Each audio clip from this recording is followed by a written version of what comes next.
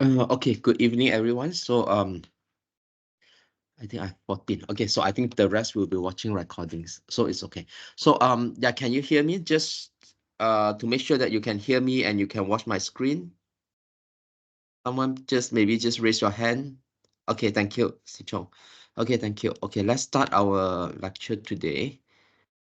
Um, okay, for those who come late, you can always watch the recorded lecture after the class, maybe just to record your attendance. Okay. Yeah, you can record your attendance now, and then you don't have to record your attendance tomorrow. Okay, the topics for this week is on text analysis. And also this is very much like the last topics on um more general. Okay, more general. Maybe we are using some classical um analytics or analysis methods, or we are using some a little bit related to machine learning method.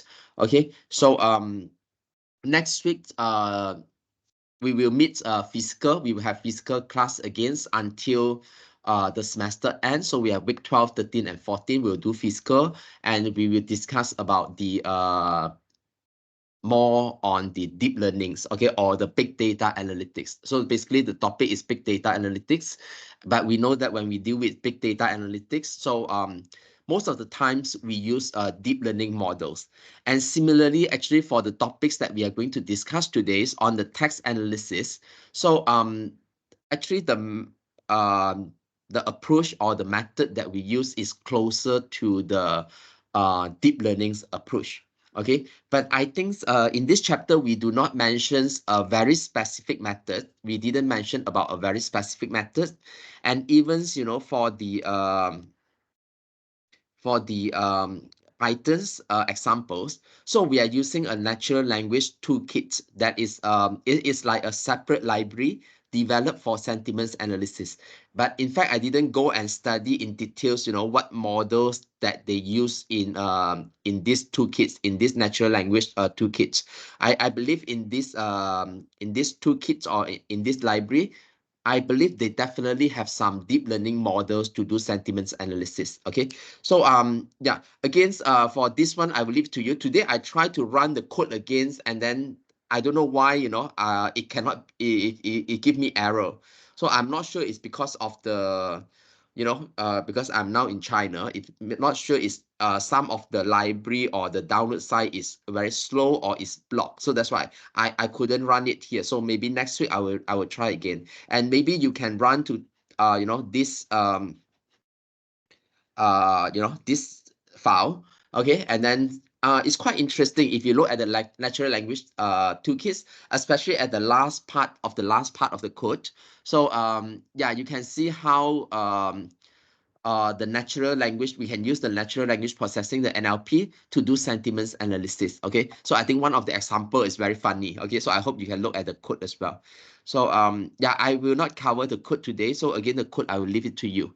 Okay, so yeah, we look at what is called text analysis or analytics. So far when we do data analysis, we use numerical numbers. Okay, so for example, the CSV file, and actually we know that there is another very commonly or very important data that we use nowadays is the image.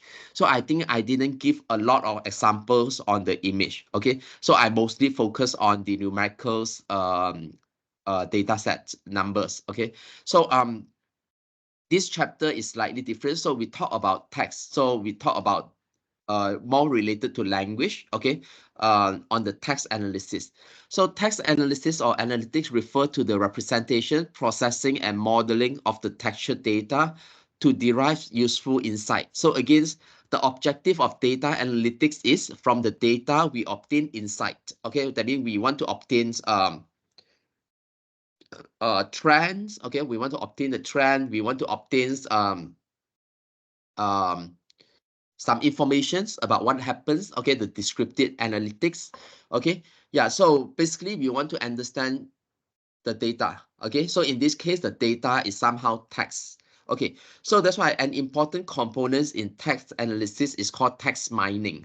That means text mining is the process, you know, to find the relationship, okay, to discover the relationship and also the interesting pattern in the text that we collected. Okay, so this part, you know, when we say discovering relationship, so this is actually quite related to one of the techniques that we studied before. That is on association rules. Okay, if you refer back to the chapter that's related to association rules, so we see that we say that, you know, we use association rules in text mining. That means we try to find the rules to find the relationship between the text. I think that we didn't use example for text for that chapter, but now, you know, you can imagine text usually they are quite of like interrelated. So sometimes, you know, some texts we always, or some words, they always come together with some other words. Okay, they always kind of like appear together. Okay, they kind of appear together. Okay, so yeah, for examples, you know, for examples, we have students and then we have school. Okay, so these two words, you know, we may always you know, quite often we will see these two words come together in a single sentence or in a single article documents. Okay, maybe student, university, you know, school, all this, they kind of like belong to a groups. Okay, so there are some relationship between this type of words. Okay, so for example, maybe like another one is maybe, you know, the milk and then orange juice, you know, and then yeah, coffee, tea, you know, those maybe is also related. When we look at the menu at a restaurant, okay, so we will see all these texts, they always appear together in the same place, in the same documents. So that's why there are some relationship in this type of text, which is important. Okay, which is important in what we call natural language processing, because basically natural language processing, you know, NLP or human language, you know, human language is about connecting the words. Okay, connecting the words, form a sentence or form a paragraph or articles that deliver some idea. So that's why the interrelationship between the text is an important part in NLP. Okay, and what else is important in NLP? So a more specific term is called a corpus. Okay, or the plural is called corpora. So it's a large collection of text used for various purpose in NLP. So it's a little bit like dictionary. Okay, so it's a little bit like dictionary that contains all the words. Okay, yeah, not to say all the words. It depends, because, you know, basically we don't have a single you know, um data set that contain all the words, you know, in the world. There's no such thing. So that's why I would say that's why a more accurate definition is a large collections of text. Okay, yeah, it's a large collection of text. We call that a corpus. Okay, so yeah, there are many different type of corpus. Okay, later we will see some corpus are very specific. For example, you know, maybe engineering or electrical engineering corpus. So it contains all the words that is related that we use in electrical engineering. Or maybe there is a medical corpus, you know, they will use all the medicals terms in there. Okay, maybe another corpus is related to drugs. Okay, the medicine. Another corpus is related to animals and so on. So there are different type of corpus, and again, this corpus is a very important component in NLP. It's just like, you know, we study language, so we know that dictionary, you know, dictionary is one very important tools that we are going to use in learning language. Okay, so dictionary is very much like a dictionary. Okay, yeah, and what is NLP? NLP is a branch of AI or computational linguistics that focus on the interaction between computer and human language. So in other words, it's like, you know, and in fact, for examples, you know, the most basic one, spelling checking. Okay, we check spelling. Okay, when we type in Microsoft Words and so on, it's actually a type of NLP. Okay, so actually it's a type of NLP. Yeah, so it's try to make that the computer or the software understand the human language and then make corrections. Okay, make corrections. You know, if we have typo error, if we have a grammatical error, okay, or spelling error or like typo as well. So this is a very fundamental, very primitive type of NLP tools. Okay, so NLP, and then one way further, okay, one way further than just the basic linguistic things, okay, is allow the computer to understand. Okay, this is one very uh huge advancement, okay, very great improvement as compared to the very primitive NLP models. Okay, so it understand, interpret, and generate human language in a way that, you know, this is both are meaningful and contextually, you know, the language, grammar, everything is correct. So that is what we see in, you know, the nowadays the large language models such as ChatGPT. Okay, yeah, such as ChatGPT. So yeah, so it's so important. Okay, yeah, it's so important that, you know, because yeah, because I'm not sure you know that mainland China, they block ChatGPT. So that's why these 2 weeks, you know, when I want to do some job, and when I want to use ChatGPT, you know, so I cannot use. So that's why many things I cannot do. Okay, so yeah, the ChatGPT, all this large language model, you know, it's so fast. You know, ChatGPT, like I start using ChatGPT like about 5, 6 months ago, and it's very quickly become part of my life. You know, I prepare lecture. You know, sometimes I get ChatGPT to help me. You know, like, you know, what is the latest thing that I want to include in my lecture. So for example, all this lecture, I use ChatGPT to get, but sometimes, you know, I can get only up to 2021. So that's good enough. Okay, the rest I will search. So that's why yeah, sometimes, you know, I cannot refer to so much textbook. So I will rely on ChatGPT or the Googles, you know, or some other chat search engine, okay, to help me to improve, you know, the contents of my lecture. So that's why I cannot do that here. And then yeah, sometimes I also ask ChatGPT to check the paper of my students. Okay, yeah, just not the whole not the whole article, because that is not allowed, but, you know, certain part of the sentence and so on. Yeah, I will ask ChatGPT to help me to improve that. So, you know, it's so fast, you know, it become part of our life, especially that's related to you know, to language, which we know that language is a very major part, very important part in our life. Okay, yeah. So what is the challenge? What is the challenge of text analysis as compared to others? Okay, as compared to image, as compared to the numerical data. So the numerical data basically is actually after, you know, we cover almost this whole subject. We notice that, you know, the analysis of the numerical number is somehow actually is quite straightforward. Okay, it's not that complicated. Yeah, I didn't include much about image, but if you, maybe your assignment is related to the image, so you can see that in images, or maybe in audio and videos data. Okay, in all this multimedia data, the complexity is higher.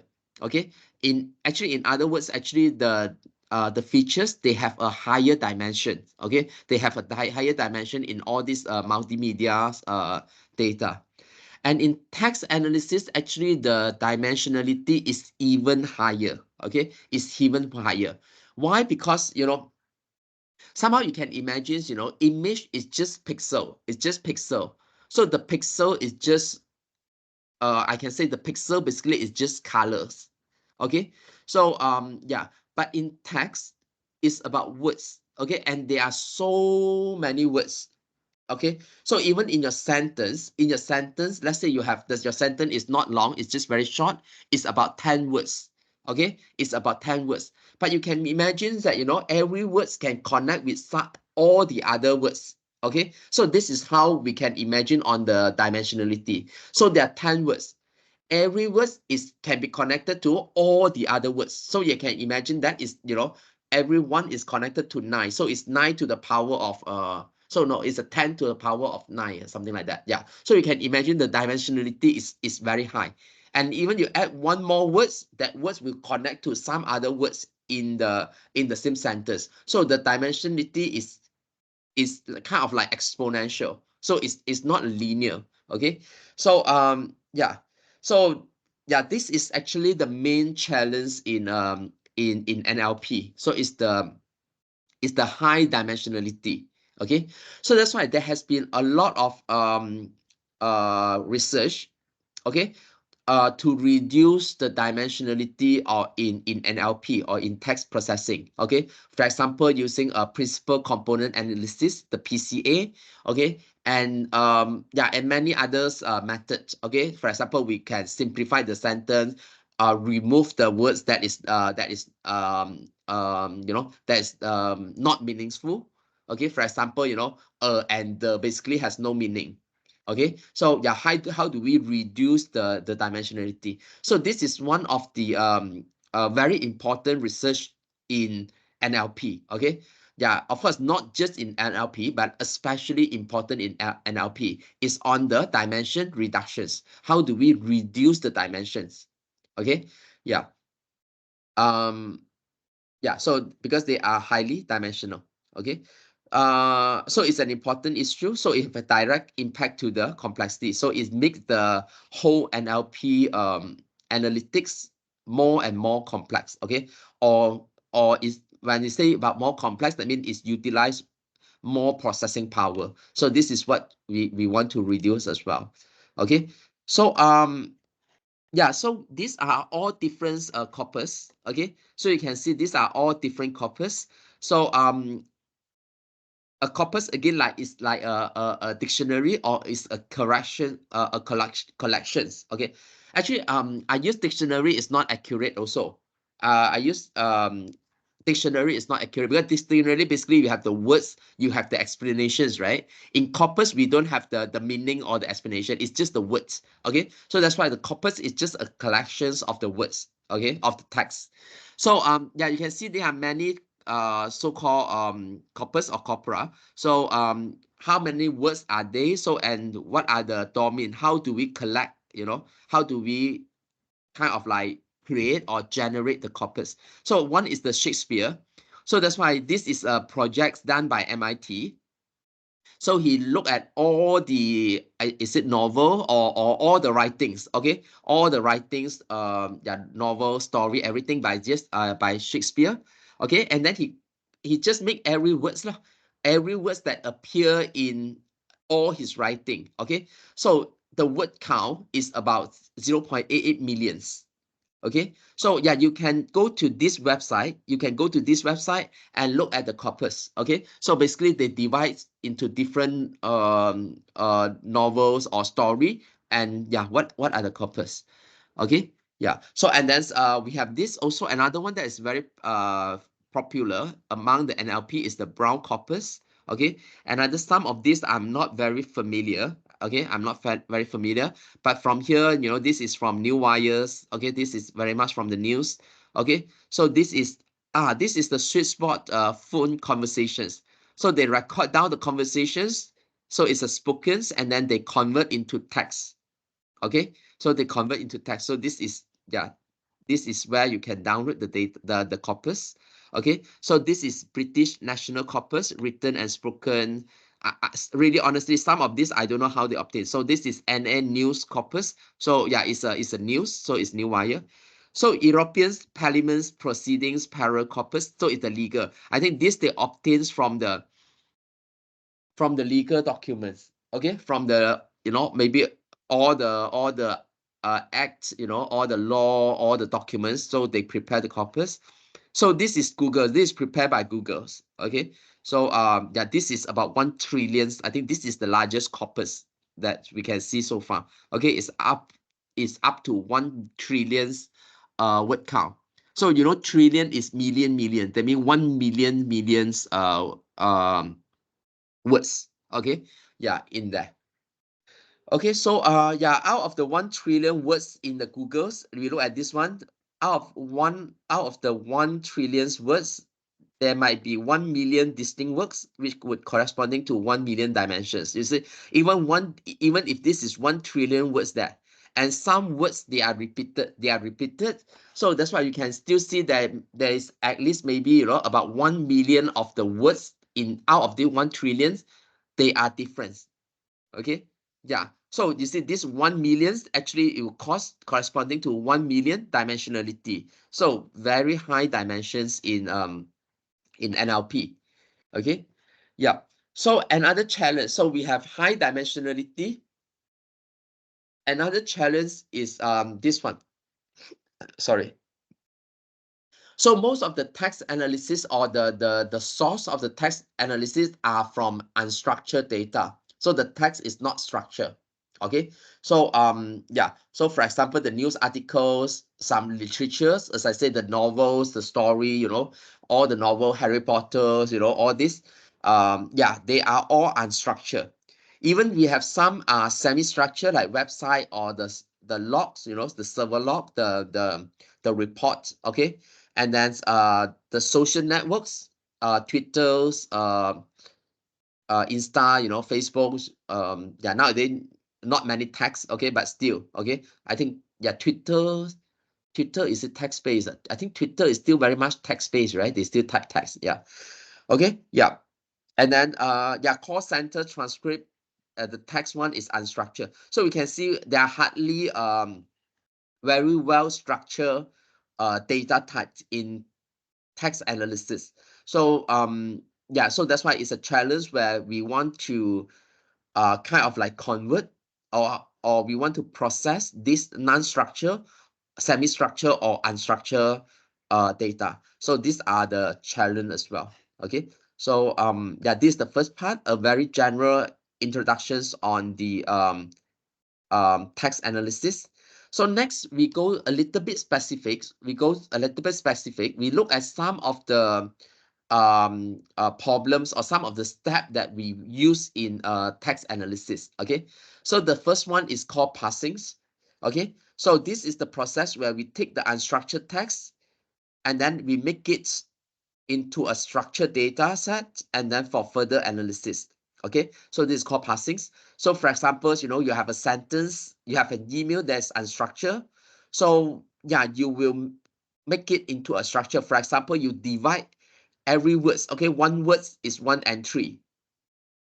Okay, one word is one entry. Okay, so and then yeah, so it's more structure. So it's just one word, one word, one word. Okay, or we can put this sentence into later we will see the back of words. That means like a matrix. Okay, like a matrix that contains a few entries. Okay, so it's more structure. It's more structure.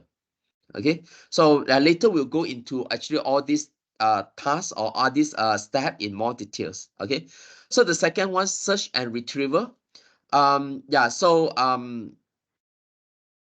again, after you have the text, it's just like, again, I will use the example of dictionary. You have a words that you don't understand, you have to refer to the dictionary. So in this case, you have a words, you refer to the corpus. Okay, yeah, you refer to the corpus to identify the words. So in this case, it requires a key terms, the search term for you to search for the the words or the phrase, or it can be a specific topics. Okay, for example, we are interested in animals. Okay, we are interested in animals, so I want to check the corpus or the text that is related to animals, for examples. Okay, yeah, or even entities. Okay, entities is like an object. Okay, for example, people and organizations. Okay, or like I think animal is more like entity, topic is more like for examples yeah, COVID-19. Okay, so is more like an events or topics. Okay, so entity is more like people, organization, animals, and so on. Okay, so topic is more like an event kind of things.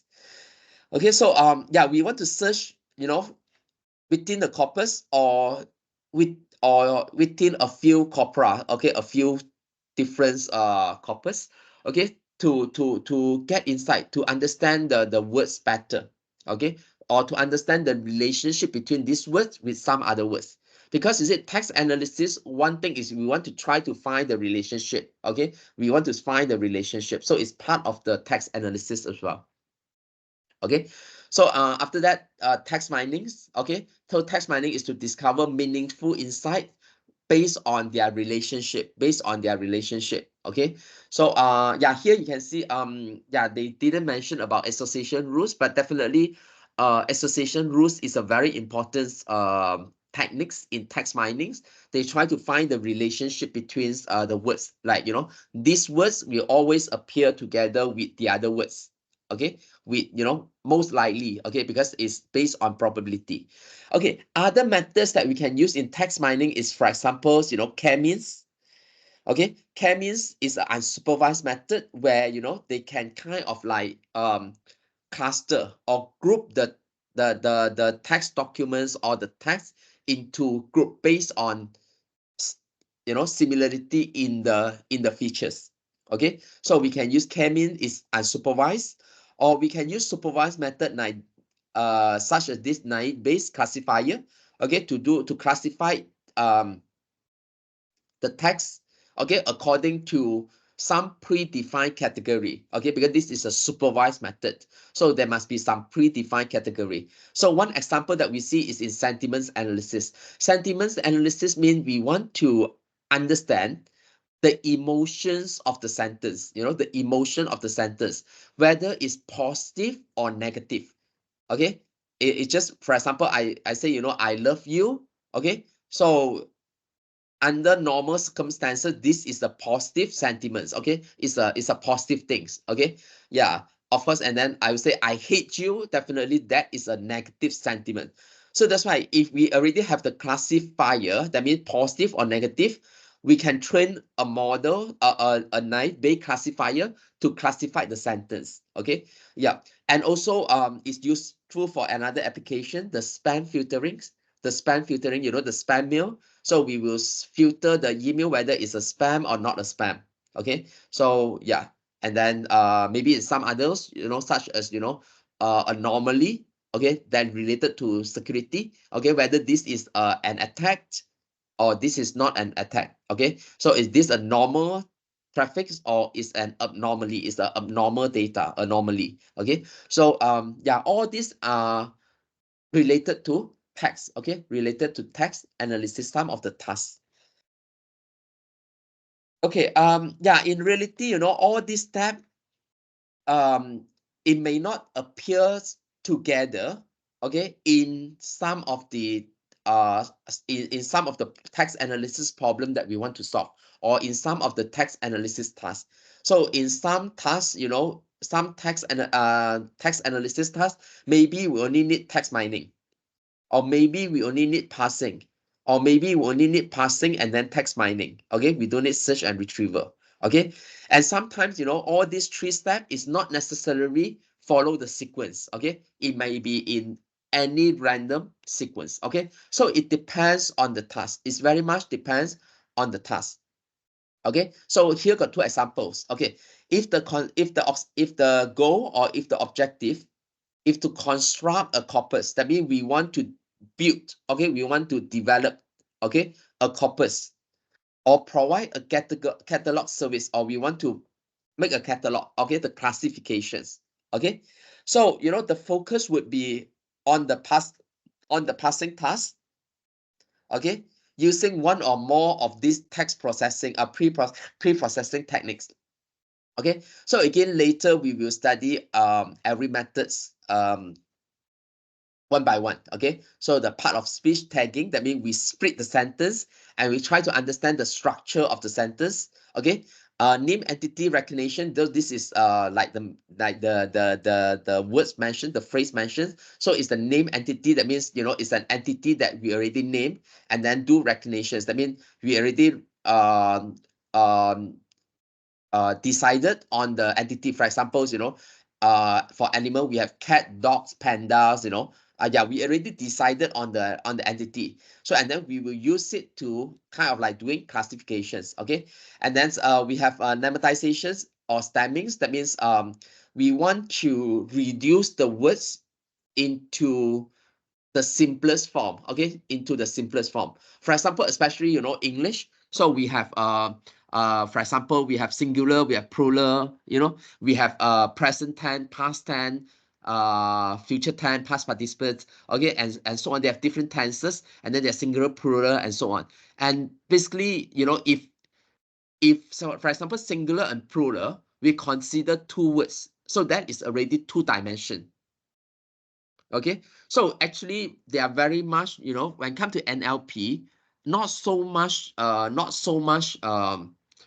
meanings, you know, in terms of NLP, the singular and or the plural. Okay, so dogs and dogs, basically they just related to animal as dog. So that's why all these lemmatization stemming, we try to reduce the dimension. So that means we try to make the words into the you know, the most basic form, and then they belong to the same category. Okay, so they belong to the same category.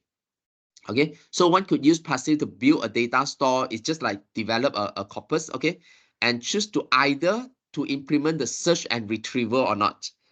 Okay, and then decide also to use text mining or not. Okay, so that, you know, when they do the data store, we include the relationship. Okay, so this is optional. For example, you can create a data store where you just store every words independently.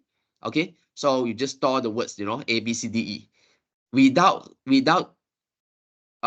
including the relationship between the words. Okay, but of course you can also create a document, a data store that include the relationship. For example, you know, when I see the words school, okay, so it may be like very likely I will see student, very likely I will see teacher, very likely I will see junior or senior, okay, or freshman, and so on. You know, some of the words, they are related. Okay, so whether we want to include these relations, text mining or not, it depends. It's very much depends. Okay, yeah. So yeah. Okay, and yeah, so that's why you can just build a basic one, or you can include some other functions to perform different NLP tasks. Okay, so all these are optional. So we look at the step that I mentioned just now. Okay, so more specific. So what is the part of speech tagging? So post tagging that we call. So actually we build a model whose input is a sentence and output actually is a tag. It's a text sequence. Okay, so this is very much related to language. Okay, so for example, you know, he saw a fox. So this is English. This is English. Okay. So that's why he actually in linguistic is a pronouns. Saw or see, you know, is a verb. Okay. A is a determinant. And then fox is also another noun. Okay. So that's why we represent this sentence with this, we call the tagging. Okay. The tagging and also in the sequence. So basically the sequence is pronouns, verb, determinants, and also noun. Okay. So this is more linguistic. Okay, so yeah, because you see language is very important part in NLP. So the grammar, everything's, if we also the sequence, if we put wrongly, actually the whole sentence have a different meanings. Okay, yeah, so this is what we call part of speech tagging. And you will notice that, you know, different languages, there are different techniques in text analysis. So that's why for your assignments, if anyone is doing a project that's related to text, it will be quite interesting if you not just focus on the English. Okay, yeah, you can also look at, you know, Chinese, Japanese. I think Malay language is very much quite similar to English. Okay, so yeah, because you know, the way we write the words, you know, but I believe for examples, you know, the Arabics, okay, will be quite different. Okay, and of course even like Germans, the language is especially difficult. Okay, they kind of like combines many words into a single words. So I believe Germans, you know, is also a very difficult language. So that's why they will have different techniques, and yeah, not just the language is difficult, not just the words, right? Because you will know that the language, the grammars, you know, the grammar is also very different. So all these different actually will require different text analysis step. Okay, so we will still do part of speech tagging, but the methods, the method how we represent the text will be quite different. So that's why if any one of you is doing assignments that's related to text analysis, I think it will be quite interesting if you just use how to say do a project on text analysis on different language, not just English. Okay, it will be quite interesting. Japanese, Koreans, Chinese, Germans. Okay, Arabics. All this will be quite interesting to see. Okay, yeah. Um, and the second one is what we call name entity recognition. That means we identify the key information and classify, okay, and the classifications, okay, into a set of predefined category. So the category is already decided, is already defined. Okay, so that's why it's called a name entity. So we name the entity already. So it's a predefined one. Okay, so yeah, lemmatization is we find the correct dictionary base form of a words. Okay, so for example, obsessity is obsessity. Causes, this is the plural. Sorry, this is present tense. I think this is present tense. Sorry. So that's why causes just cause. Okay. Yeah. And then many is many. Problems. Yeah, it's a plural. So we just change to singular. So this is the base form of the words. Okay. So that's why causes and cause is just one. Okay, problems and problems are just one. Okay, so yeah, we by doing that we reduce the dimensionality. So for example, yeah, we reduce the dimensionality. Okay, so stemming is also we want to reduce to base form, but it's a little bit different methods. Okay, it's a very rough process, it's a crude process. Okay, we just stripping all the affix, based on a set of heuristic. Okay, yeah, based on some heuristic. So again, it's the same sentence. If goes through lemmatization, basically we still understand the sentence, and maybe we'll say, oh, there are grammatical error here. Okay, there are grammatical error. But in NLP, we just want to understand the sentiments. We just want to understand um what we call the meanings. But of course, again, like you see now, the text analysis or the text processing include creating sentences, generating sentences that the fact is correct, the language is correct, and it's kind of like you cannot realize it's generated by computer. It's just like a very human. Okay, but I think this is something that the ChatGPT is still not very good at. Okay, so when we look at the writing of ChatGPT, it's still nowadays, after a few months using ChatGPT, if my student use ChatGPT to do the assignment, basically I can tell this is ChatGPT writing. Okay, and this is ChatGPT writing without modification. I can tell.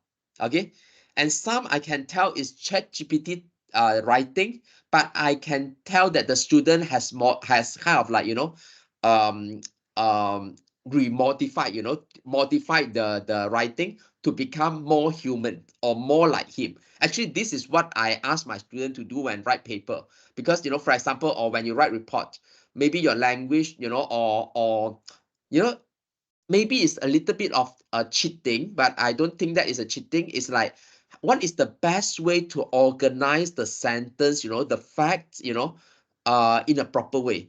But most of the time I will ask them, after you can write your own sentences, and then use ChatGPT to help you to beautifies it. Okay, it's just like our picture, we beautifies it. Okay, but after that you must check and edit again.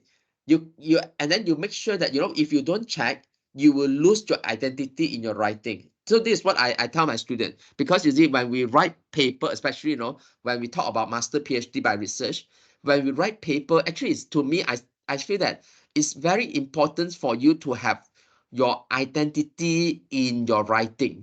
So that is something that is personal. It's just like you write story, it's something that is personal. So that's why but sometimes they may be limited in terms of language, in terms of sometimes they will do careless mistake and so on. So that's why I say you can use ChatGPT as a tool to help you, but not use ChatGPT as a tool to how to say uh to replace you, you know. So then your writing actually is ChatGPT writing is very obvious. So that's why very often I will ask them, after you get the ChatGPT versions, try to modify again to make sure that it's but it gives you the satisfactions that you are the one writing. You still have a contribution in writing the sentence and writing the articles. So that's why I hope that, you know, you can use ChatGPT to help you to write your report, but not use ChatGPT to write your report. Okay, so that is a difference. That is a difference. Okay, so yeah, so where am I? Okay, yeah, so that's why this we still can understand. Okay, so stemming is a more rough crude process where we make it even more basics, okay, more basic than the base form. Okay, yeah, so we use some heuristic to really remove all the prefix. Is really like remove all the makeup, okay, to become the most fundamental versions. Okay, so there are many ways to do stemming. So this example is using the Porter stemming algorithm. So again, I'm not very familiar to this algorithm. So most of the times, you know, we do not need to go up to this step. Okay, yeah. So yeah, you can see here obsessivity. We remove all the ity, you know, obsessivity, connectivities, all this, right? It's more relate to the base form. Okay, yeah, obsessivity, obsess. Okay, so yeah, and then for example, connectivity is just connect.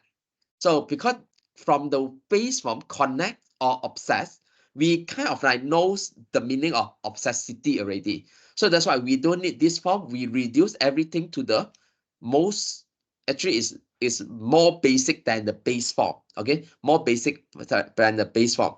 Is something like, you know, maybe it is not a proper language anymore. It's not a proper English anymore. Okay, yeah, and then causes, cause, okay, many, okay, and then problem is still problem but without the s.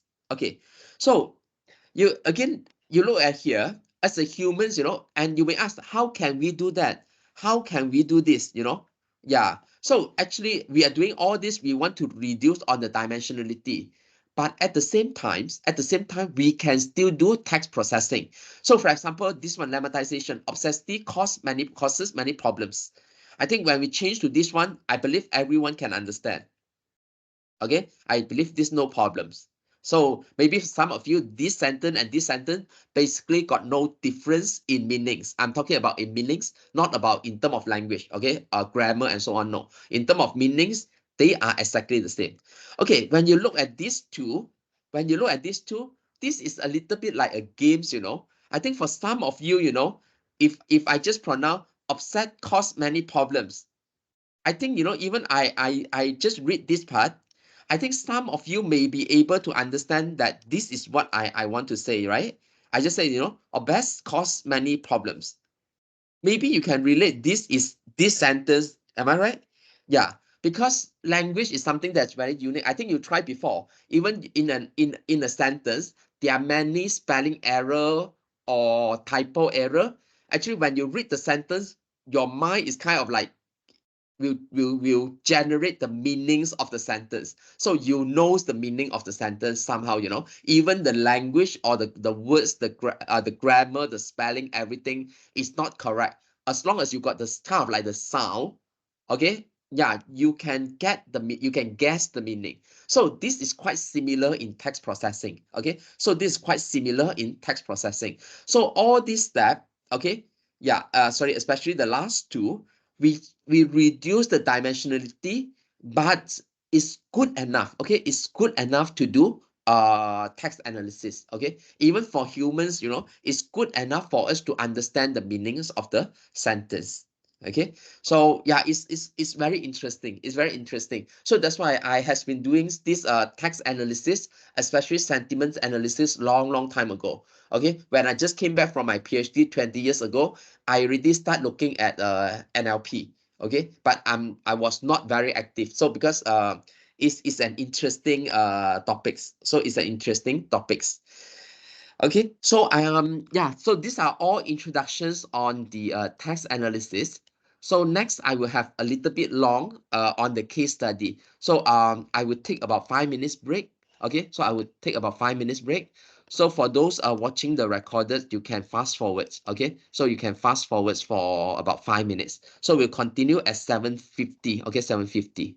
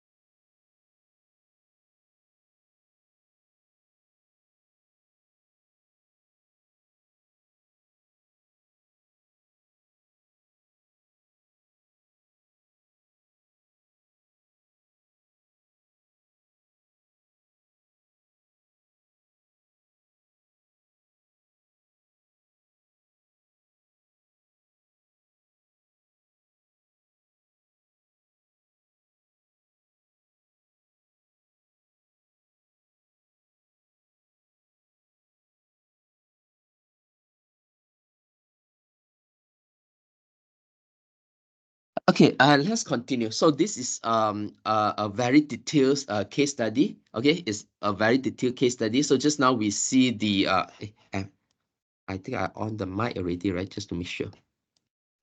Can you hear me? Yes, right? Okay. Yeah, okay. So yeah, I worry after I talk for 2 hours and then it's not recorded.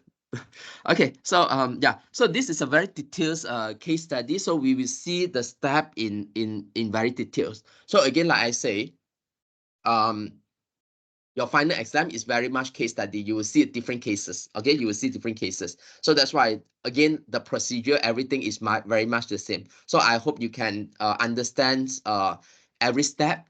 Okay, as good as good as possible. Okay, yeah, and apply to a different case. So yeah, this is a case, but after all, you will see the solutions, right? The step is not really related to, some are a little bit related to this case. Okay, otherwise, the process is quite standard. It's pretty standard for all the tax analysis tasks. Okay, or tax analytics. Okay, so the case is like this: a product manufacturer want to know the market perceptions on their products.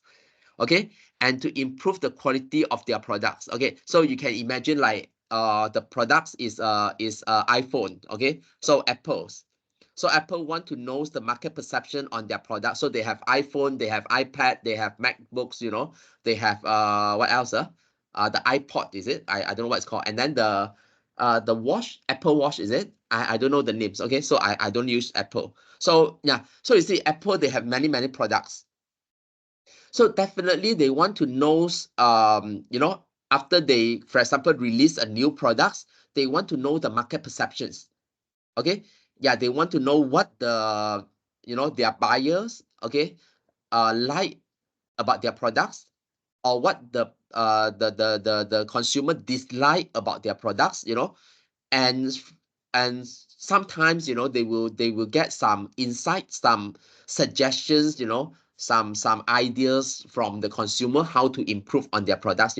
So yeah, it is part of the life cycles when we do product developments. Okay, we want to know the input from the user, and then we analyze and we improve on the products and so on. So it's a cycle. Okay, it's always like that.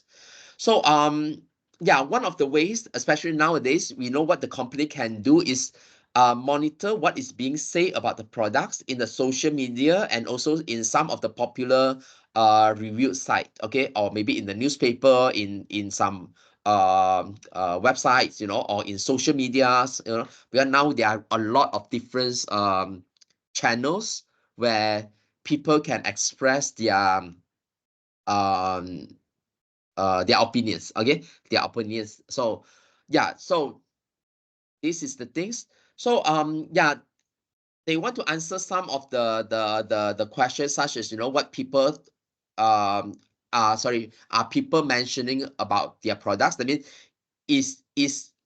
or are their products well known enough publicity or not. Yeah, whether people talking about the projects or not. And then yeah, and then what people say about their products, different products. Okay, so yeah, what is their perception, whether this is maybe related to sentiments, so they are positive opinions, about their products, or a negative one, good or bad. Yeah, if people think about the products, or not necessarily all product, maybe one of the products is bad, and what is the reason. Or even if people think that the product is good, is very good, so what is good about the product, they want to know. So all this is definitely what we want to know. Okay, and in this case, unless you do a survey, for example, you do a survey, how much you like about the new iPhone, and then 1 2 3 4 5. So this will be numerical, this will be numerical. Okay, yeah, this will be numerical. So you will use some other method that we studied before this to do the analysis. But in social media, in this review website, and so on, yeah, it's very much text based. So it's very much text based. So that's why in this case, this is actually is a text analysis problems. Okay, so it's a text analysis problem. It's not the numericals analysis problem. Yeah, so we look at some of the steps. So yeah, you can see this step actually you can also still relate to the data analytics life cycle. Okay, you still can relate to the DALC, the data analytics life cycle. It may not follow exactly the 6th step, okay, but you can see most of the steps are here. Okay, most of the steps are here. Okay, but the step in the modeling that involve basically is will involve more tasks. Okay, it will involve more tasks, and this part is very much at the like the pre-processing part. Okay, the pre-processing part. Okay, so the gain insight and so on is more like the communication part. Okay, the communication part. So I think there's no operations. Okay, there's no operational part. Okay, so yeah, we can still relate to the data analytics life cycle. Okay, so basically the data science team will investigate the problems. Okay, and yeah, this is more general lah. Okay, so and then understand the data source. Okay, and then formulate initial hypothesis. Okay, yeah, so basically understand the context, identify the source. Okay, formulate the hypothesis. Okay, so yeah, and then in these specific problems, okay, in this specific problem, we may not have the data set, and we definitely don't have the data set. Okay, so for example, the iPhone just launched, the new iPhone just launched last week. So definitely this week we don't have a data set that is ready. And definitely we do not use the old data set that talk about the previous version of iPhone. That is, not relevant anymore. Okay, so yeah, that's why yeah, data must be collected. Okay, so that's why in this very specific case study, we have to start from identify the data source. For example, yeah, I will want to get how to say what people say in social media, Facebook, Insta, what else, Twitter, and what else? Yeah, okay. And then I want to go to the major technology review website. There are some website especially review IT products. Okay, so I need to identify those website. I don't know any website. So if you know, you can write. Okay, in the answer to be specific. Okay, and then what else? Okay, maybe I will want to send some survey. Okay, I will want to send some survey to some of our customer that has been using all this while is using iPhone. Okay, the long terms iPhone user or iPad user. Okay, we identify them. So yeah, so definitely Apple, they have a record of this, because whenever you buy a new phone, you have to record. So he know that who are the very rich people that will change every generations of the iPhone. So definitely they can identify those and send survey, for examples. Okay, so yeah, they need to identify the source, and then they need to do the data corrections. It depends on different type of source. They will have to use different methods. Okay, they will have to use different methods to obtain the data. Okay, and most of the times the data are semi-structured or even unstructured. Okay, so they are in the HTML form, RSS form. RSS is usually is in the new feeds, the newspaper or the review. Okay, XML form or JSON file. Okay, yeah. So and then yeah, we talk about web scripting. So in the very early of this subject on the lab, yeah, all those is a very very simple lab. So but I think you have some idea that there is a automated way for us to extract, okay, the information that we want from website. Okay, it can be from multiple website as well. Okay, but we also know that the web scriptings, we cannot just write one and then use for all the website. So yeah, we may need to modify to suit different websites. Okay, and some of the news portal or the review website or blog, they have a quite standard format like RSS or XML. And some website also especially the social media, they also provides, you know, public API. So API is the applications programming interface. Okay, the interface where you can tap into their you know, website or apps to extract the informations continuously. Okay, so especially the Twitter is very open. So the Twitter, they have the Twitter API that they can do streaming, the data streaming. Okay, from the public Twitter posts.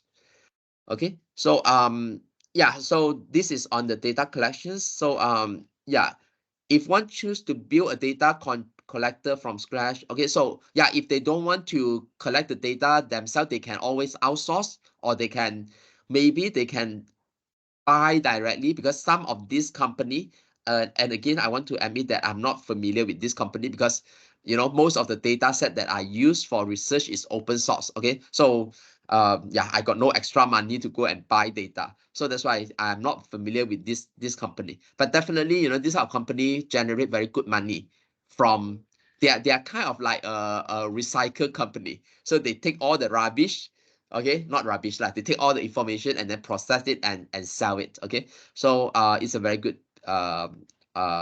business. Okay, so and if let's say you are doing the projects for internal use, okay, so most of the times you do not violate the rights of the owner, okay, of the owner of the information, such as the the social media, or the, you know, the review website or the newspaper website and so on. Okay, if you, most of the time for internal use, um yeah, you will not violate the law, or the ownership, the copyright. Okay, but if let's say you use the data, you know, for business, okay, for example, this company, if they get the data and then they sell it without permissions, actually that is illegal. So I believe most of you know about this case. Okay, quite recent, I think it started this year. Okay, so 8 US newspapers sue ChatGPT and also Microsoft, you know, because yeah, because ChatGPT and Microsoft, they use the news articles. Okay, the news article from all the newspaper, many newspaper. Basically, you know, we don't know what ChatGPT use. Basically, I believe they use almost everything, the news, you know, the research articles, everything, they will use it to train their model. So that's why they sue them for copyright infringement, because yeah, because they use those, all those, you know, some of the newspaper articles is kind of like make publics. That mean I cannot say open source, is public, that mean everyone can use. Okay, so when everyone can use, also it doesn't mean that you can use it to do some other business, because even they put it as a public's article, but they always put a copyright. This is you know, the copyright of the newspaper. So that's why you can read, you may be able to use it internally. Okay, but you, when you use it to develop a product, and then you will generate incomes, you know, from the products, actually that is according to a copyright, you cannot do that unless you get permissions. So that's why there is this case here. But yeah, I think this case, I'm not a lawyer, but I think it's quite difficult to prove that, you know, ChatGPT and this Microsoft are using their news articles, because you see, the same information will be published in all the newspaper in different form, you know, but they are all based on the same facts, you know. So that's why, yeah, unless the ChatGPT or Microsoft, they admit that they are using their articles, otherwise I think that is quite difficult to prove, you know. Even the ChatGPT models, they knows that the fact is reported in their newspaper, but they cannot prove that they use the article to train their models. Yeah.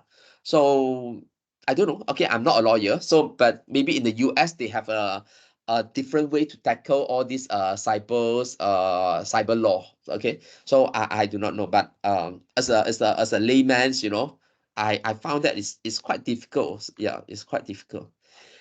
Okay, but from the ethics perspective, it's wrong lah. Okay, from the ethics perspective, it's wrong, because you use seed to generate incomes. Okay, yeah, so you get benefit from there, and then you are supposed to pay for the copyright. Okay, you're supposed to pay for the copyright. That is the the ethics stuff, the ethics part.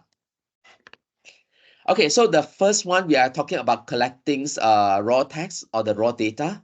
Okay, so next, all these are very much the pre-processing. Okay, we want to pre-process the text or you know, all the articles or the documents that we collected before we use it to train our models. Okay, so there are some actually quite a lot of pre-processing we need to do. Okay, we need to do in text analysis. Okay, yeah. So the first step is, you know, from unstructured data, we want to make it, or we want to transform into a structured data or into a structured format. Okay, so most of the times they will use what we call normalizations techniques. Okay, so the normalization techniques include tokenizations, case foldings, and some other methods. Okay, so we see one by one. Okay, what is tokenizations?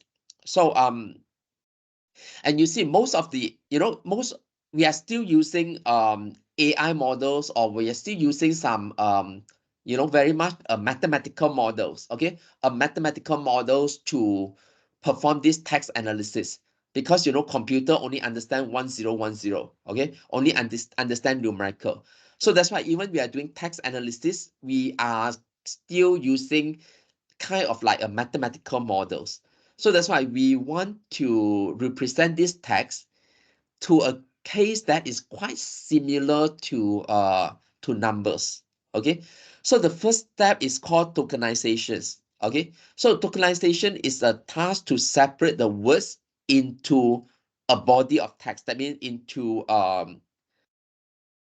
separate the text into words. Okay, yeah, separating the words from the text. Okay, that means we divide the text into individual words. Okay, yeah.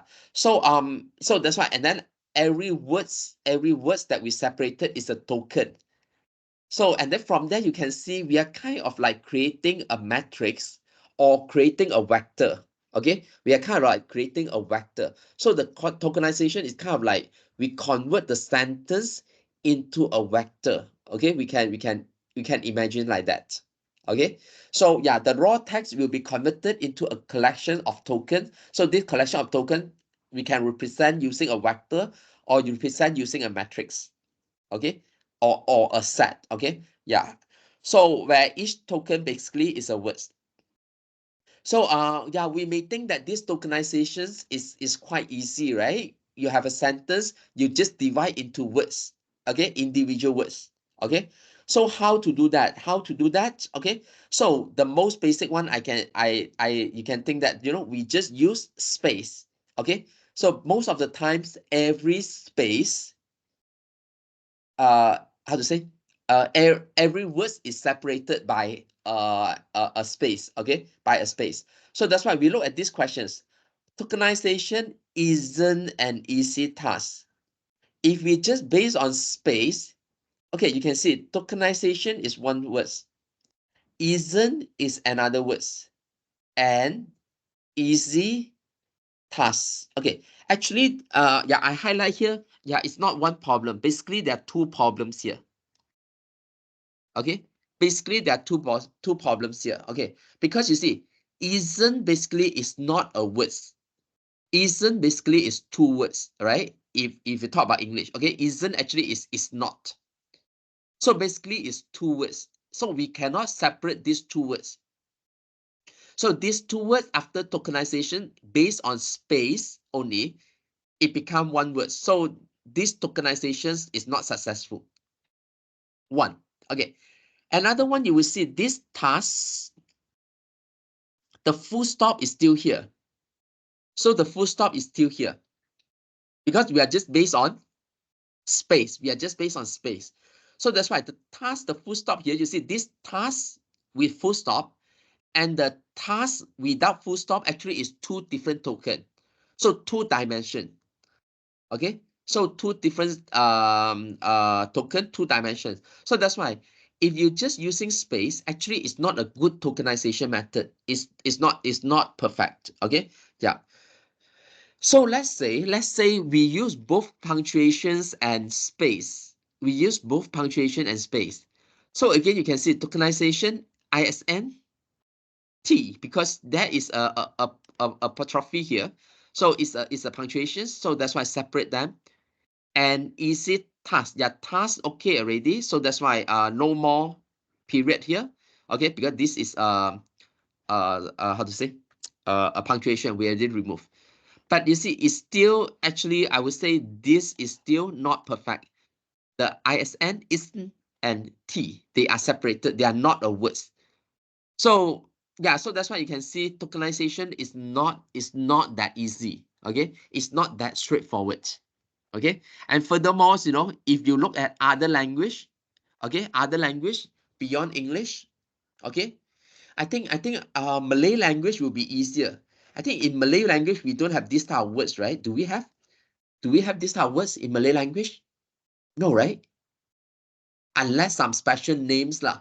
Okay, otherwise we don't have a lot of, yeah, correct me if I'm wrong. Okay, so we don't have a lot of this one.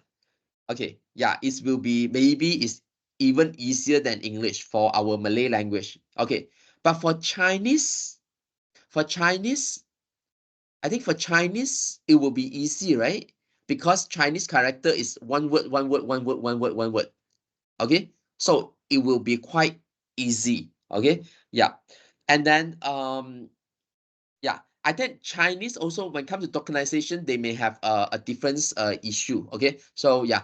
And Japanese, I think Japanese also quite complex, because Japanese got katakana, hiragana, and also got kanji. Okay, Japanese basically they combine the kanji. That one is look like the Chinese character, and then they have katakana and hiragana. So it's a different way of writings.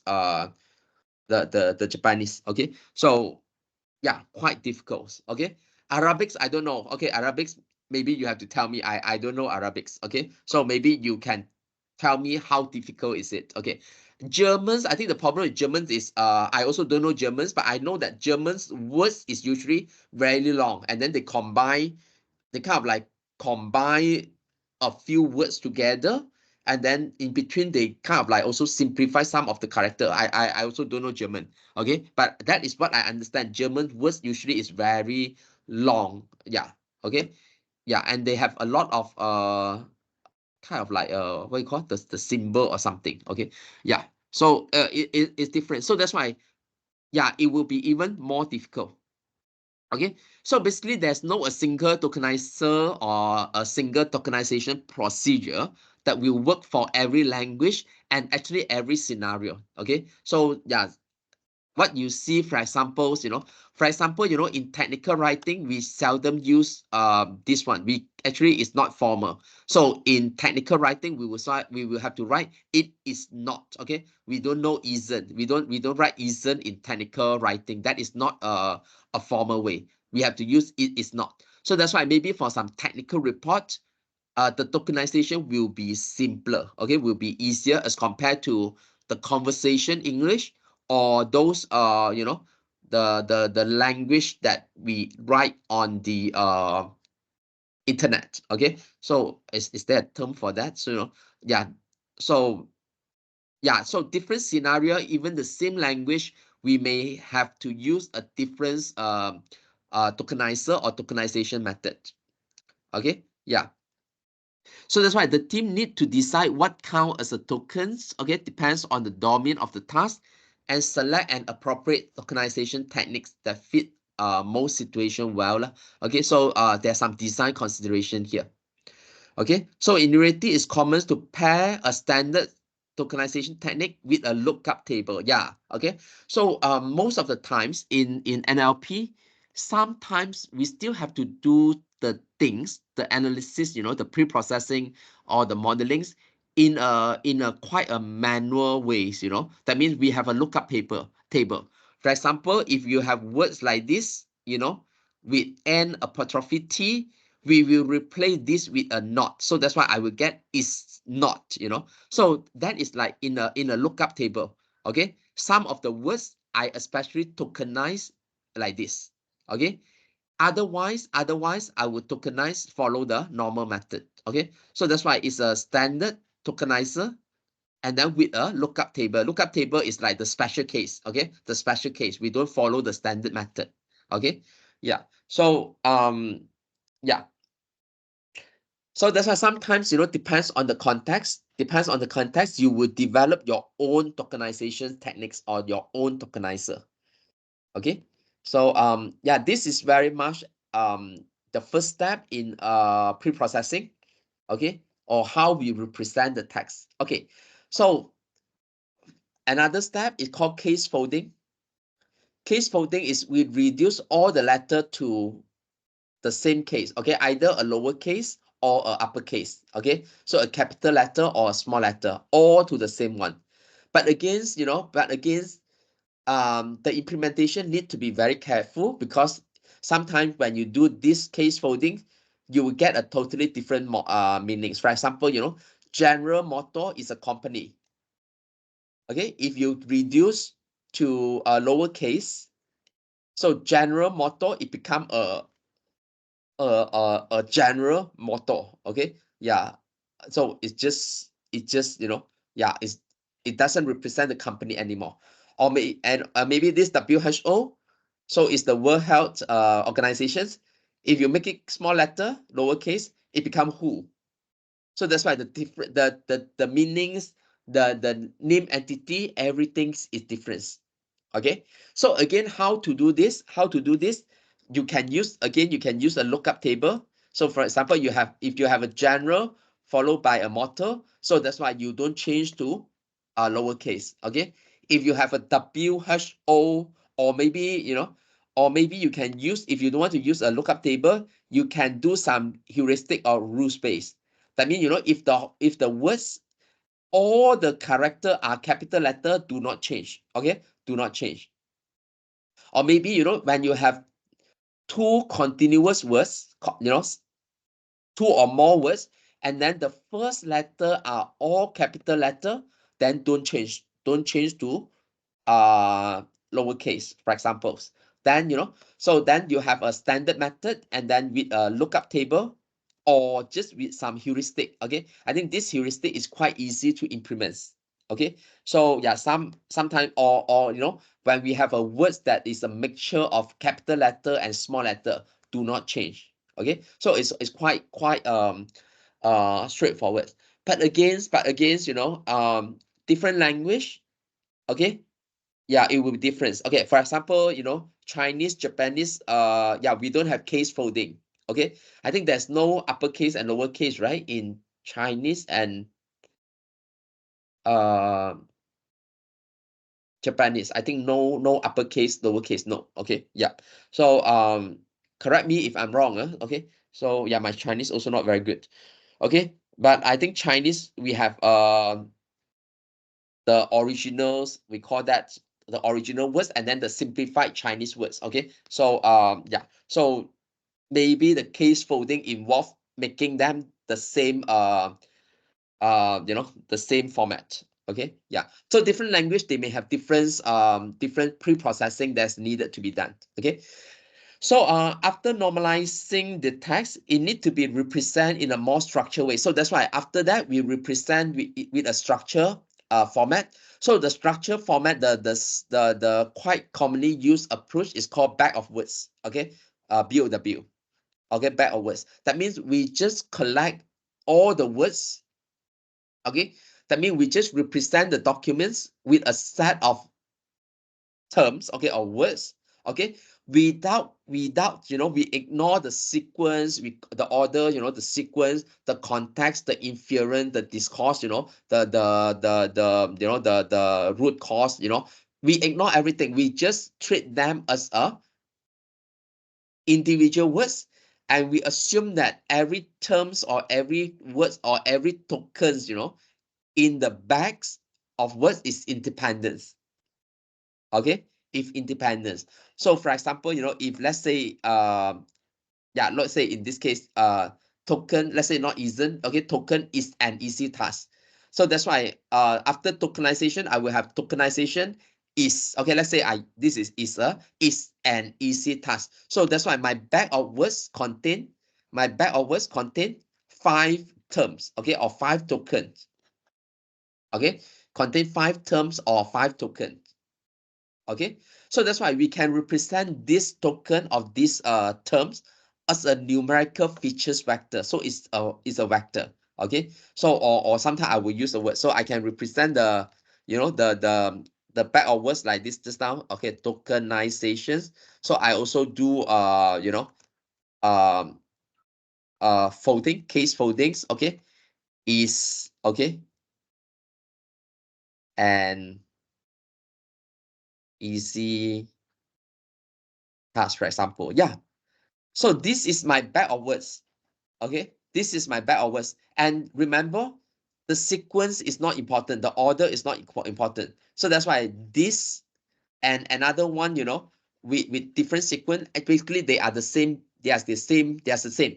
Okay, so they are the same back of words. Okay, even they are from different sentence. Okay, so yeah, later we got one example. So this is how we say the back of words. Okay, yeah. So yeah. So for example, we look at here first. You know, a dog bites a man, or a man bites a dog. Okay. So if we change the back of words, you can see both is a. Okay, and we can also remove the duplicate. Okay, that's why I will only have one a. Okay, and then bite man. Okay, so yeah, I already changed to the basic form, and then yeah, okay. So that's why you can see a dog buys a man buy a dog. So they have both of these have the same BOW, back of words. Okay, because the sequence is not important. Okay, so the context is not important. We treat every words is in every token. Okay, every terms or every token is independent. So that's why this sentence and this sentence basically they have the same BOW. But I believe you can tell that this sentence and this sentence got different meanings, right? Okay, a dog bites a man. Yeah, we always see that. A man bites a dog. Sometimes we see, but not very often. Okay, yeah. So we know that the meaning are different. Okay, but they have the same back of words. Okay, how is that allowed? Okay, how is that allowed? Okay, so basically, you know, all those we know that the meaning is different, but again quite often with this back of words is quite sufficient for us to know or to do further analysis on the what we call the on the sentence, the NLP. Okay, yeah, I think yeah, I can, maybe this is actually, you see, for example, you know, even you see this back of words, right? If I ask you to create a sentence from this back of words, I think most of you will create this sentence instead of you create this sentence, right? Because this sentence makes sense more than this sentence. Okay, so that's why sometimes from the back of words, it's just like a words game, you know. We kind of like, we still can guess, you know, the meanings of this sentence, the meaning of this sentence, or the meaning of the sentence that contain these words. Okay, so that is you know, the NLP task is really related to humans, you know. So we kind of like still can understand what is happening there. Okay, yeah. So, but when we come to NLP, so that's why when we want to check, because this one doesn't follow the sequence, okay, doesn't follow the sequence. So that's why usually they use permutations, right? Okay, they use permutations. Um, um, how to say? They use the permutation to represent the same back of words but different sentence. Okay, so because the permutation means different sequence. Okay, so different sequence. So, or in other words, the permutation of a document D. So document is D, or a sentence D. You do a permutation, you rotate that, you will still share the same representations. Okay, yeah. So this is we can say this is one problem, but this is one of the ways that we do things. Okay, yeah. So again, back of word is quite a naive approach, but yeah, but it's quite it plays an important role. Okay, because the outcomes of this kind of approach, together with some other method that we are going to cover later, actually is quite sufficient to perform the text analysis. Okay, yeah. So that's why all those back of words techniques oversimplify the problem is still a very good approach, okay, to start with. Okay, yeah. So and then it's also show that, you know, the back of word use a single terms identifier. Okay, that means, you know, in this back of words we choose one of the terms, as an you know, identifier is as good as using multiple term as identifier. Okay, for example, here I use just one identifier, for example, dogs. Okay, and I can also use more than one. For example, I can use two identifier to represent this pack of words. But from research, it shows that using one, okay, using one is sufficient. You use dog or you use man or you use bite, that is already sufficient. Um, um, um, Good. Okay, it is good. Is sufficient to give you a good performance. Okay, so this is proof by research. Okay. Yeah, by using a single word as identifier, so we want to choose which words to use. Okay, we use the term frequency, the TF. Okay, we use the term frequency, TF, to calculate, and then we select which one is the identifier. So term frequency represent the weight of each term in the documents. Okay, or you know, the weight of each term in your back of words. Okay, and it is proportional to the number of occurrence of the terms in the documents. Okay, so that means if you read the whole documents, and then you kind of like rank which words appear the most, and then, you know, and which words appear the least in that particular documents. Okay, so generally we know that the words frequency distributions will roughly follow something called a Zipf law. Okay, so yeah, the Zipf law is basically something like this. Okay, so yeah, so this is the 50 most frequent words in Shakespeare Hamlet. Hamlet is one of the, do we call that a novel, or yeah, I think it's a novel, right? Or it's a play, something like that. Okay, yeah, it's some of the literature. So you can see here, okay, so the, and, of, to, you know, my, you know, these are all the words, you know, that appear the most. Okay, and you can see they follow roughly, this is the curve for the Zipf's law. Zipf's law. Okay, yeah. So yeah, these are some of the words, and what is the count? Okay, yeah. So this is what we call term frequency. Okay, we call term frequency. Basically, you just count. Okay, we just count how many times. Okay, yeah. So yeah, so beside extracting the terms, okay, beside extracting the term like tokenizations lah, okay, we kind of like divide the sentence into individual words. Okay, so sometimes we may need to also include their morphological features. Okay, that means the structure of the data.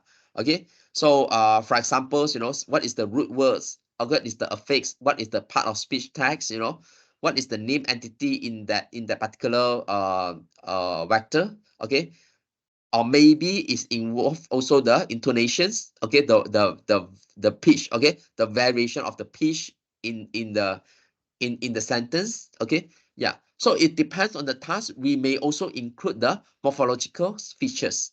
Okay, the morphological features, these are all the morphological features. Okay, so that's why the set of features that we need to be extracted, you know, whether we want to include this or not, highly depends on the task. Okay, highly depends on the task. Okay, so if the task is just to label and distinguish the part of speech, so that's why, so the features will only need to include the words in the text and their corresponding part of speech. So that's why we do not need to have the intonations, we do not need to have the name entities. Yeah, we may not, but I think these are needed, okay, to make it to the base form to reduce the dimensions. Okay, so the words here is the meaning here is we may not need to include everything. It depends on the task. It depends on the task. Okay, yeah. Yeah, constructing the features is no trivial task. So quite often this is done entirely manual. So sometimes we have to do it manually, and we may require a domain expert to help us. Okay, yeah, because for example, if you want to, the task is related to engineering, so some of the engineering terms, okay, is quite specific. So you may need someone from the engineering background to help in even this kind of linguistic works, you know. So yeah, so it depends on the uh the expertise domains. Okay, some others some other ways for us to how to say not wait, sorry, some other tasks that is related to the text representations, especially the creating features. Okay, so it itself, you know, is a task. For example, very specific is topic modeling. Okay, so topic modeling is a way to quickly analyze a large number of raw data and identify their latent topics. That means their hidden topic, what is related. Okay, for example, you know, you read a large volume of articles from the what is the website? The website MD not you know, there's a website that always posts movie review, right? Yeah, movie review. Rotten So that's why Tomatoes. if you just do features creatings from those articles, so the topic is mostly related to movie. Okay, so you know, maybe a different type of movie, different language of the movie. Okay, yeah. So yeah, that is what we call a topics modeling. So topic modeling may not require the document to be labeled or annotated, but we just want to extract the information. Okay, yeah. A topic consists of a cluster of words that frequently occurs together and then share the same themes. Okay, so yeah, for examples, you know, some actor will always play in uh certain genre of the movie. Okay, so yeah, some is always in the horror movie, you know, there are always this name, you know. So the topics, yeah, we just want to, it is not just that, maybe some director always direct certain type of movie, horror movie and so on. So we just try to find the you know, the cluster of words that they will occur together, or quite often they will occur together, or they share the same theme. Okay, so yeah, most of the times all these topic modelings is based on probability. Okay, so that's why it's a probabilistic topic modeling. Most of it is related to probability. So that means what is the probability that this will appear together with these topics. Okay, yeah, something like that. Okay, and sometimes we may need to create a representations of a corpus. Okay, of course we can use existing one, but sometimes we may need to create our own representation of the corpus. For example, you know, for example, again, let's say your project is related to engineering. Okay, your project is related to engineering. You are not going to use a corpus from Shakespeare, for example. It is not wrong. It's not wrong that you do that, but it may not be appropriate. Okay, so yeah, when we say not appropriate, that will actually affect your accuracy and so on, because maybe some words, you know, that you use in linguistic, you know, literature, and some words that you use in engineering, they may have a totally different meaning or interpretations. Okay, so that's why if you use a wrong corpus, it will affect your accuracy. So that's why sometimes, you know, and also sometimes, you know, the corpus is old. For example, you have a, let's say, you know, Apple create a new products. Okay, what new products? Okay, uh how to say, a mask, for example, you know, a mask. So Apple create this mask that when you wear, people cannot take your picture. People, when they take your picture, your face will become white. So you protect your face, you know, you protect your, how to say, your face lah. Okay, it's just like your celebrity, because your face, people take picture of your face, put a product, people need to pay you money, right? So just examples, you know, example, Apple got a new products, but you see in the existing corpus, you don't have the name of this product because this product is new. It's a new terms. So you don't have that, in the existing corpus. So that is also one of the reason why you want to create, okay, or you want to build your own corpus. Okay, yeah. So yeah, most of the time you just want the corpus to be related and how to say, relevance. Okay, yeah, relevance related. Okay, yeah. So that's why you can see there are many corpus, but of course sometimes, okay, for some of the tasks you can use the existing corpus. You don't need to build it. Okay, so for example, a web search engine, the entire World Wide Web, all the website are the relevance corpus. Okay, yeah, and then many corpora, focus on the specific domains. For example, just biology.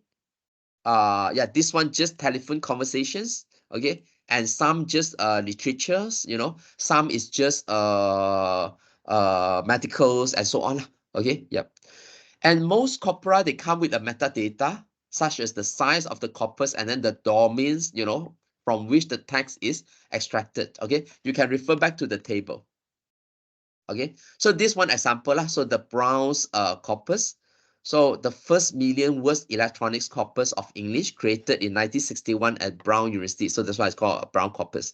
Okay, so in this corpus, it includes text from around 500 different sources. Okay, so these are the example of the sources, and then the sources have been categorized into 50 general. So that's why this one. So this is just part of it on the reportage, editorial, review, religion, skill. So these are the category that they divide. Okay, and then later you can see also got news and so on. Okay, so yeah, this is a part of what we the Brown corpus. So you may use this corpus, you may build your own corpus, or you may use part of this corpus. You just select what is related. Okay, and kind of like generate a smaller version of the corpus. Okay, it is quite flexible. Okay, so the corpus statistic, okay, the corpus statistic to provide some information about the importance of a terms in a corpus. Okay, so which is important? For example, you have a bag of words. We come back to our bag of words. Okay, we come back to our bag of words. We want to know which words, is the most important. Which one is the most important and can represent the whole bag of words. Okay, so that's why yeah, one things that we can use is called this information's contents. Okay, so the information content is a matrix that represent how importance of a terms or a tokens in a corpus. So you can see it's important to choose the right corpus. Okay, if you choose the wrong corpus, maybe some of the token is very important in the domain, but because you use a wrong corpus, that you use a corpus in a different domain. So that's why this word become not important already. So then your whole data text analysis will not be accurate. Okay, so that's why sometimes it's important that you may even want to build your own corpus. Okay, yeah. So the conventional way of measuring this information contents is combine the knowledge of its hierarchical structure from an ontology with statistic, that means based on the statistics, okay, on its actual usage in the text derives from the corpus. Okay, so we'll combine, the hierarchy structure from an ontology of statistic. This is related to the structure of the language of the wordings. Okay, and then the actual usage of the text derives from the corpus. Okay, so term with higher IC value are considered more important. Okay, so we can look at these examples. Okay, so we can see necklace and then jewelry. So basically, in terms of ontology, necklace actually has a higher IC value. Okay, because this is more specific. Actually, jewelry include everything. Okay, include the necklace, include the rings, include the yeah, what else? Rings, everything's like all the jewelries. Okay, yeah, usually we wear ring and necklace. What else do you wear? Yeah, okay, so I'm not good in that also. Okay, so yeah, so that's why in this case, okay, so jewelry will appear more often because less specific, is more general. So that's why the IC, you know, the information content of jewelry is lower as compared to necklace. So this is a little bit follow the information theory. Okay, information theory say is if the information is very rare, so it's contain more information. You know, if the data is very rare, it's contain more information. So the general data will contain less information because you very much know what is expected from there. So it's less information. Okay, so it's just like surprise, you know.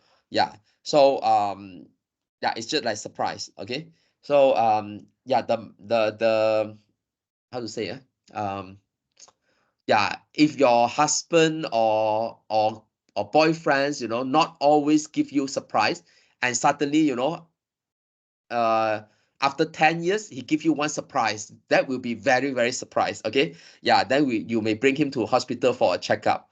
If let's say, you know, your boyfriend or husband every day give you surprise, eventually you are not surprised anymore. Okay, yeah, you will get bored. Okay, so that is very real regarding the information theory. So what is rare is higher information contents. Okay, so yeah. So the corpus statistic also can help identify the importance of the terms that from a document being analyzed. Okay.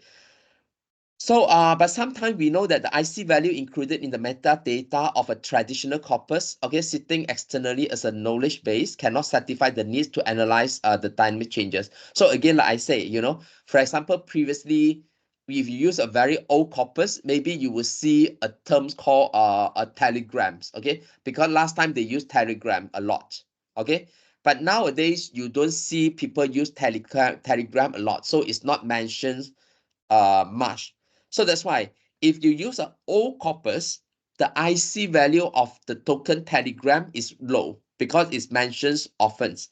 But if you use a corpus now, the telegram, okay, the IC value is high because now not many people mention about Telegram except the new apps, you know, the new apps called Telegram. Okay, yeah, I think this is also a good examples, you know. So if I use an old corpus to analyze the Telegram, you know, Telegram is a apps, right? Telegram is also a techniques long time ago we used to transfer the we need to send informations, you know, before telephone. So that's why if you use an old corpus now to analyze Telegram, but the Telegram is about the apps, so definitely you see a mismatch there. Okay, you see a mismatch there, so it's not accurate. Okay. So, and sometimes, you know, the old corpus, there's not change, there's no change, right? You cannot capture, you cannot certify the currents, the dynamic changes. Okay. Yeah. You know, as time go by, you know. Yeah. So yeah. So the traditional corpora and also the IC metadata do not change over time. So that's why in other words, you know, it's outdated. Okay. If you have any new terms, any newly invented terms, you know, the IC value is 0. So which is not correct. Okay. So the corpus represent the entire knowledge base for the algorithms being used in the downstream analysis. So that's why if any, because after the corpus at this representation text, it will move to the downstream for further processing. So any mistake here will be you know, kind of like propagates. Okay, yeah, will affect um the performance lah. Okay, generally will affect the performance. Okay, so that's why with this in mind, so that's why they come up with a new matrix. Okay, they come up with a new matrix instead of just term in frequency. Okay, they look at basically they look at two frequency, the term frequency and also the inverse. Okay, document frequency. They look at the term frequency and then they look at the document frequency. Okay, so yeah, this is how. Okay, this is how we basically calculate DF and IDF. Okay, so yeah, what is a term frequency? So term frequency is, you know, you look at a document, a single documents. Okay, and if this document contain different token or terms, you know, T1, T2 until Tn, so this document contain n terms. Okay, yeah. So I want to calculate within these documents how many terms is term T. Okay, is term T. So that's why I'm just calculating how many of this is T. So if we write into equation is this one. Okay, so if T is equal to Ti, that means if T appear in D, okay, yeah. So we're talking about all documents, like we're talking about all documents. So we just count 1, 2, 3, 4, 5. Okay, if they are the same, that means they match, that is 1. If not match, that is 0. So actually this equation, you can see we are just counting. Okay, so we are summing everything from T equal to 1 to N, every of this term in the documents. Okay, how many of this term is term T? So that is the term frequency. So after that, yeah, we will have for every term, we have the term frequency for every terms. Okay, but sometimes, sometimes the values, okay, the value will be very, very small. Okay, will be very small. So that's why we may want to take a log, okay, plus 1. Because if log 0, you will get 0. So we don't want that. We'll take log. If let's say this is 0 plus 1, you still use log 1. Okay, you still have some value there. Okay, yeah. So yeah. And again, you can see if a document is very long, that means if this n is very large, if this n is very large, so that's why you will have more terms. You will have more terms, and you will have a higher chance of higher TF for a particular terms. Okay, so of a particular term. So sometimes the term frequency, we may better normalize it. Okay, we will normalize it with the total number of terms in that particular document. So that's why you have TF1, TF2, TF3. So TF1 is the most basic. We just count how many. So TF2, we take the logarithm. Okay, we take the logarithm. Okay, so that the small values will become slightly more significant. Okay, so the third one, for some large data, okay, large data set, large documents. So the term frequency may be larger for many terms. So that's why it may not be fair when you have a document with large n and document with small n. So that's why we normalize it. So that is fair, in, if you have a large document, it appear many times. If you have a smaller document, it appear less time. Actually, the term frequency is almost the same. Okay, yeah, we can kind of like normalize it. Okay, yeah. So yeah, again, we can see that the term frequency vector can be very high dimensions. Okay, so and this high dimension may make it difficult to process lah, to pass. Okay, so yeah, we want to find way to further reduce the dimensionality. One way is actually we can remove, okay, we can remove all the stop words. Okay, stop words are words that contain no meaning. So that's why there is a snowball stop words list for English. Okay, for example, and does, all this has no meanings. Okay, all this has no meaning, so we can remove it. So if we remove the words, we remove the dimensions. For example, I go back to this example just now. Where is it? Yeah, okay, basically got no meaning, so I can reduce from 4 dimensions to only 3 dimensions. Okay, yeah, from 4 dimensions to 3 dimensions.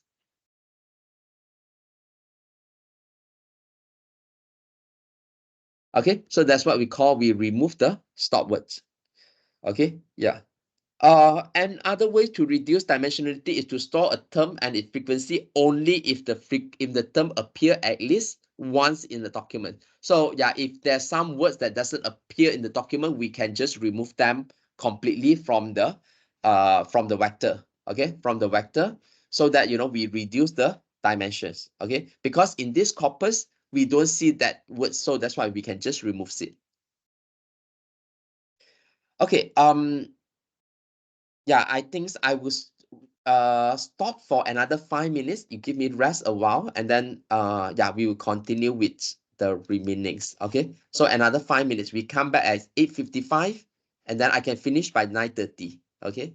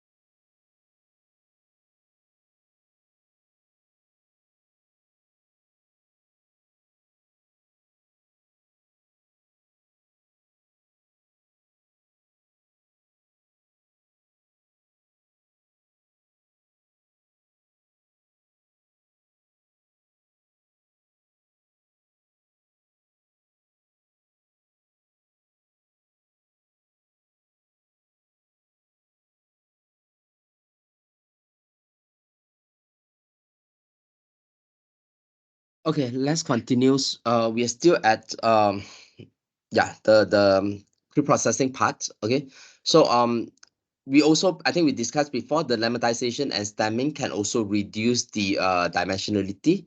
Okay, so you can see all these based on lemmatizations, they map into a single term. So it's just one term. So we reduce all these different tenses into just single dimensions. Okay, so yeah, the term frequency, the TF alone, okay, even we have all this method to reduce dimensionality. So the TF alone, you know, still contains some critical problems because it's based on one documents. Okay, if based on one documents, so that's why if let's say I just based on one articles and then I look at the words inside the article and then I decide the term frequency which is more important than the other one. Actually, you know that one document cannot represent everything. So that's why generally if we can include the general solution is if we can include more documents. Okay, so we will see the same words, the same terms in different documents. What is the importance? Then is a better representation on, you know, the importance of the particular terms.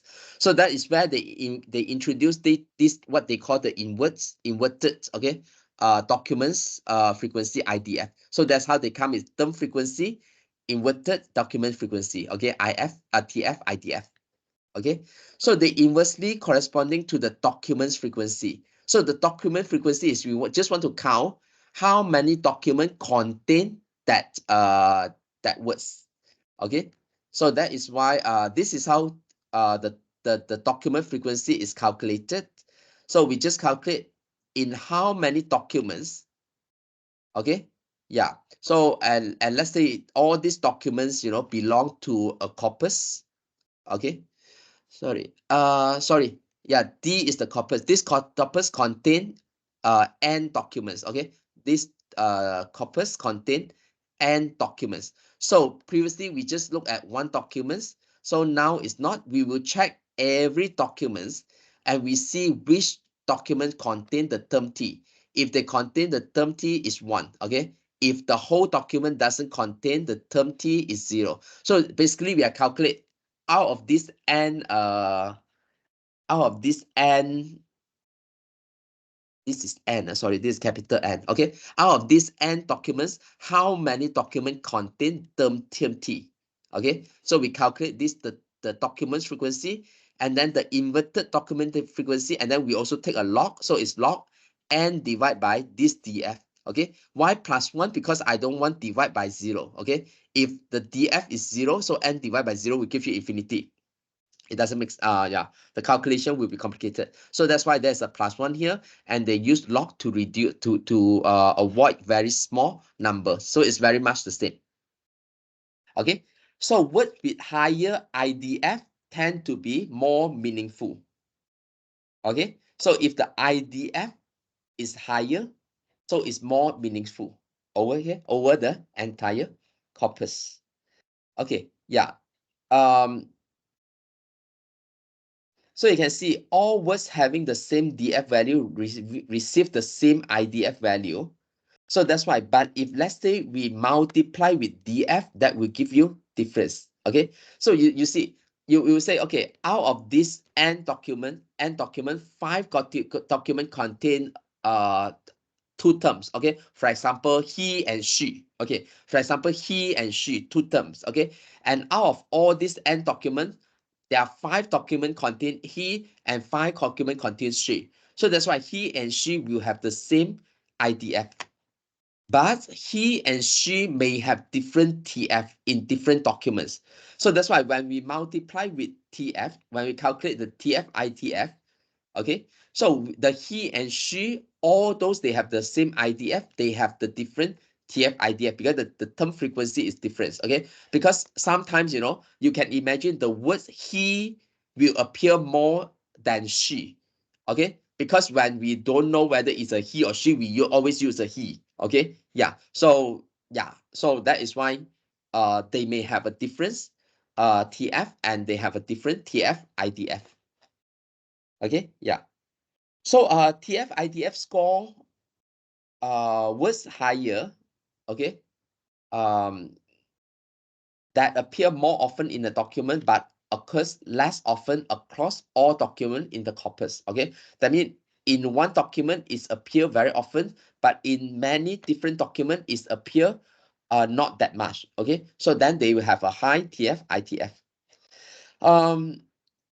Yeah, so TF ITF basically, you know, we explain a lot, okay, calculation and so on. Actually, it just want to kind of like identify which term is I would say not say more important. You know, it follow the former one is which term contain more information as compared to other terms, okay, or which term is the is more important. In other words, more important lah. Okay, in sentiments and in natural language processing. Okay, yeah, TF ITF basically is very efficient because we do not need to understand the words, you know, we do not need to understand the meaning of the text, the meaning of the terms, or we don't need to know much about the words. In fact, everything is just based on statistic. Okay, everything is just based on statistic. We just do the count, and then we come up with a indicator. Okay, we come up with an indicator, and this is especially useful in yeah, in representations. Okay, yeah, but this approach reveal little of the inter documents or the intra documents statistic structure lah. So that is where we need what we call a topics models or topic modelings. Okay, so yeah, this is examples of I think in one of the corpus on different documents. So this is the corpus TF. You can see the words. Okay, so if you calculate the corpus TF, and this one contain like the most TF, the highest TF as compared to other words, you know, they do words by words analysis. And if you look at the DF for, okay, look at the DF, okay, so this one has a higher DF, okay, this one have a lower one, okay, but you know, it's not based on DF, it's based on IDF, so there's still some calculation here. So this graph only show you the DF, okay, and then yeah, if you calculate IDF, this is the IDF, so it's the inverse of the DF. Oh, they don't have the multiplications. So after that, you're supposed to take the TF, multiply with ITF, but of course you have to multiply with the right terms. Okay, so you can see these are the terms with the highest DF has 4 widths. When we do 1 over this, actually 1 over this will become the smallest. So that's why all these words will have a very small IDF. So that's why when we come to IDF, these are the terms, okay? These are the term with highest IDF. You can see all these terms are not very common, okay? What? Sunbonnet, okay? They are caustic, railings, you know, aggressions, you know, all these words are less popular. So that's why they have a higher IDF. So that's why we look at the DF of this term, but of course it's not shown here because it will be very small, multiply with ITF, then yeah, I think the textbook didn't give. It's supposed to have another graph that will tell you IF, IDF, okay? Yeah, but I checked the textbook. They don't have that, okay? They don't give, okay? So yeah, let me double check. Yeah, there's no IF, DIF, IDF, okay? Yeah, they don't have, okay? They only give these 3 graph, okay? The textbook only give these 3 graph. Okay, so the next one is about I still have a lot. Okay, yeah, but I can finish in 30 minutes. Okay, so yeah, and topic models. Just now we already described topic models, so we try to do a modeling of the data. Okay, of the topics. Okay, so with the review collected and represented, the data scientist want to categorize the review by topic. So basically, it's a classification task. Okay, I want to classify the terms according to topics, whether they are related or not. Okay, so a topic consists of a cluster of words that frequently occurs together and share the same theme. Okay, so it's a classification task. So it can be done, you know, it can be done using supervised method, okay, or unsupervised method, okay. So it can be done using a clustering method, unsupervised k-means clustering, or using a supervised classification method, okay, such as the naive Bayes and also the support vector machine. All these are very popular, you know, or very basics classifications algorithms. Okay, so the topic of a document are not as straightforward as they might be initially appear. So that's why a document typically consists of multiple themes running through the text in the different proportions. So that's why, again, we can come back to relate to our case study. Okay, we can relate to our case study. So let's say, let's say I want to look for the review of iPhone, for example, but maybe in the same articles, in the same documents, okay? So there are some, because maybe it's a comparison, okay? So maybe will be one part or one part of the document or some part of the documents will talk about others' phone, for example, Samsung phone, okay? For example, Huawei, for example, all these Vivo and so on, okay? So you can see they run, if let's say our topic is about Apple products, so you can see in the same documents, we also have other teams, yeah, for example, as I say, they also have Samsung phone, Huawei phone, and so on. So this, we kind of like, uh, we can classify them as a different topics. All those you key, all are related to phone, but let's say our focus is Apple iPhone. So you see that Samsung whatever Galaxy or whatever, they belong to a different topics already. Okay. Yeah, and of course we can find a way to group them together, okay, to become one topics. We can do that, okay. Yeah, so we will see that later, okay.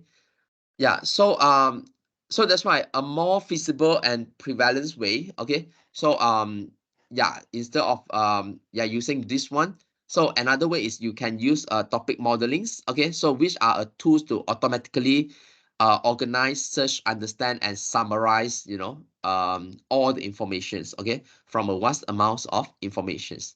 So yeah. So topic model are statistical model that examine words from a set of documents, determine the themes over the text, and then discover how the theme are associated or changed over times. Okay, so we are looking for the relationship. Okay, we are really looking for the relationship. So the process of topic modeling can be simplified to the following: uncover the hidden patterns.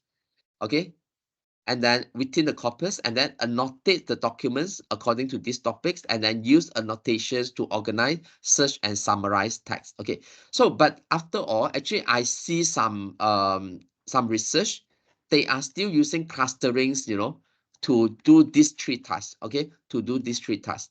So but here they mention about the simplest models, and yeah, I must tell that I'm not very familiar with this method. As I say, when I read the research work, so they mostly focus on using the machine learning method, okay, to do topics modeling.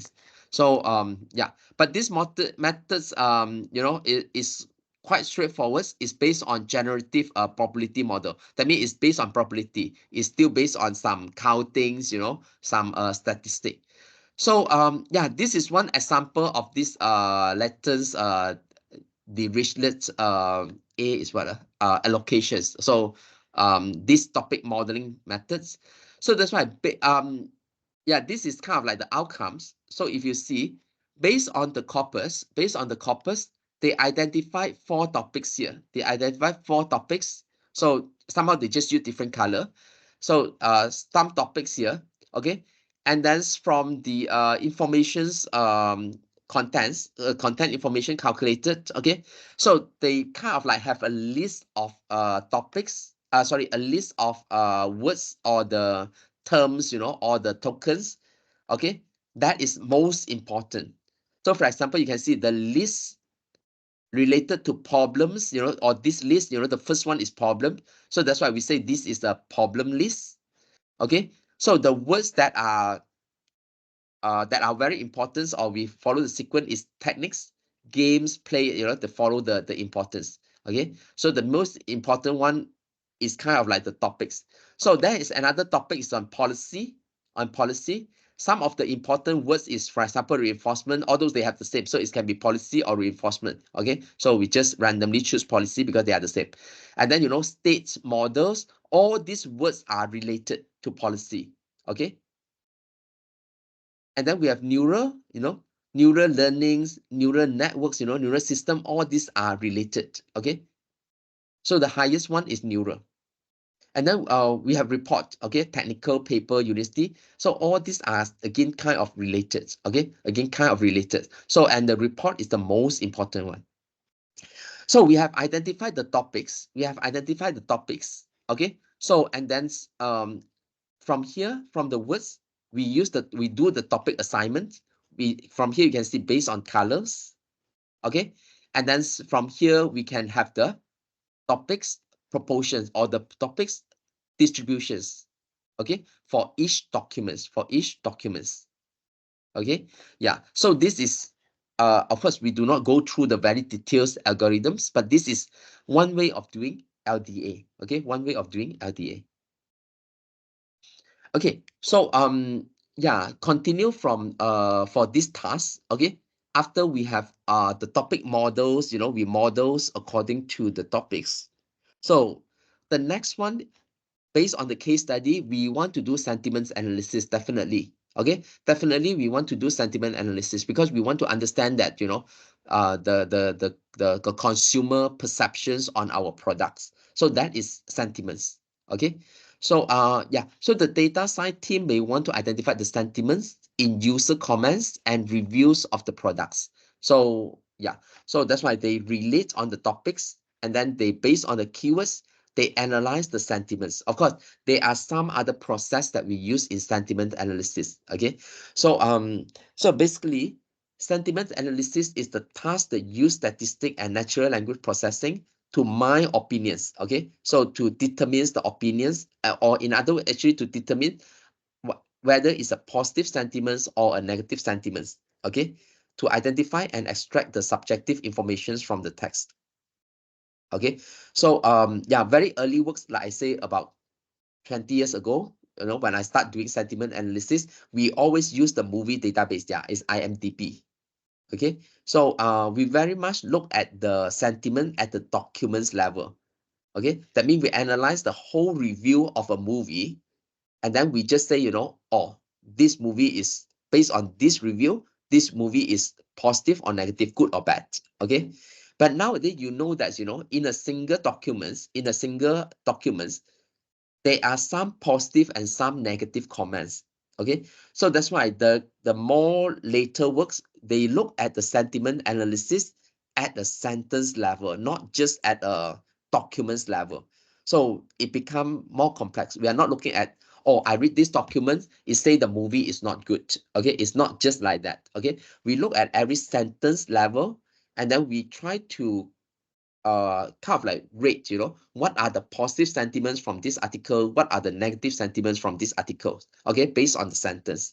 Okay, yeah, and then more recent, they shift to the sentiment of a phrase level, that means short text, because of the social media. Nobody type a very long sentence or articles, okay, in the social media, because nobody will bother to read. Most of the time you just put a picture and then put some very short sentence. So that's why we want to analyze from the short sentence, what is the sentiment. So that is the latest trend. Okay, yeah. So yeah, so this is the most basic method that we use. Okay, we just kind of like create a table. So a list of positive sentiment sentence, a list of negative sentiments sentence, a list of words, not sentence, sorry, words. Okay, a list of words that is no sentiments. Okay, no sentiments. So that's why we just map, the words with the text, and then we calculate how many positive, how many negative, or more positive than negative. So we say the whole document is positive. Okay, that is the most primitive one. Later, I say at the sentiments level, that is how we can see in these sentiments. Okay, we have how many positive and how many negative. And actually, on top of just positive and negative sentiment words, we also look at um what we call, some words that will reverse the meaning. For example, brilliance is good. Okay, not brilliant, it become from positive become negative. There are some rules as well, for us to do the sentiments. Okay, yeah. So you see, this kind of a method actually can achieve about 60% accuracy. Okay, because in sentence nowadays, especially nowadays, it becomes more and more complicated. If you look at the example here, I think you can see one sentence is I say, I love Dr. Chow very much. Okay, Dr. Chow give us a lot of assignment until we got no time to sleep. Okay, so you can see that this actually, if you run the code, it still give me a positive sentiment. Okay, it still give me a positive sentiment. But obviously from there we can see that this is a negative sentiment. As a human, we can understand, but as a words, yeah, somehow it give a positive sentiment. I don't know why, because the front part is a positive sentiment. I love Dr. Chow. Okay, but he give us so much homework until we got no time to sleep. That part's supposed to be negative. It should override the whole sentence. But in the example that we give here, is not accurate. Okay, it's a positive sentiment. So it's still possible in that. So you see, for the sentence I give you, so actually we want to include more element in language processing. So the one I use sentence that is actually sarcasm, is very sarcastic, yeah, I love Dr. Chow very much. He give us so much homework, it's a very sarcastic, or maybe the tone is not correct. But since I write in the sentence, it's very difficult. So that's why actually a few last 2 years, okay, I have a master student working on the sentiments, and he improved the sentiment analysis by include, okay, sarcasm detections. That means in the sentence, he detect whether it's a positive, negative. So if it's a positive, he detect whether there is any sarcasm in the sentence or not. If there is a sarcasm detected in the sentence, he will change from positive to negative sentiments. So this improves the accuracy a little bit. Because I think especially nowadays in social media, the short phrase, right? We always use sarcasm. Okay. We always write the opposite. Okay. Yeah. So okay. So yeah, this is very much on sentiments analysis. Yeah, and then how to gain insight. So this part is like the representations. Okay, you want to present the information. So yeah, these are one very common one. We use word cloud. Okay, so the biggest one. Okay, the bigger one. Okay, the bigger one. Okay, actually it show more importance. Okay, so you can see here disappointing. Some I don't know what meanings. Okay, so this is just example. So that's why, yeah, maybe most the disappointing got a very uh huge ratio, okay, or a very significant ratio in the processing. So this is the last part on gain insight. Okay, or we can use this kind of rating. Okay, this kind of rating, and then highlight some of the review that is important, the 5-star one and the 1-star one. Okay, yeah. And also these are again another uh, you know, way to represent. For example, we can highlight the top 5 and the lower 5 topics that people talk about. Okay, for example, iPhone, maybe battery, screen. Okay, maybe speed. Those are the popular topics. Okay, and we can also represent in sentiment analysis. So you can see here, yeah, not many showing unpleasant, so mostly focus on the present one. So from here I can see that based on the reviews, mostly are happy with our products and so on. Okay, so yeah, so this is a complete cycle. Okay, for the task. Okay, for the case study. Okay, it's include every of this step.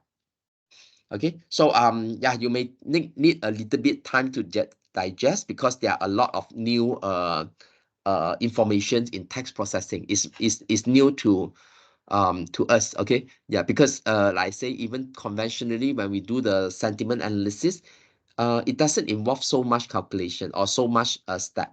Okay, so and again, I hope you look at the code. I hope you can run, because I run before, it's supposed to work.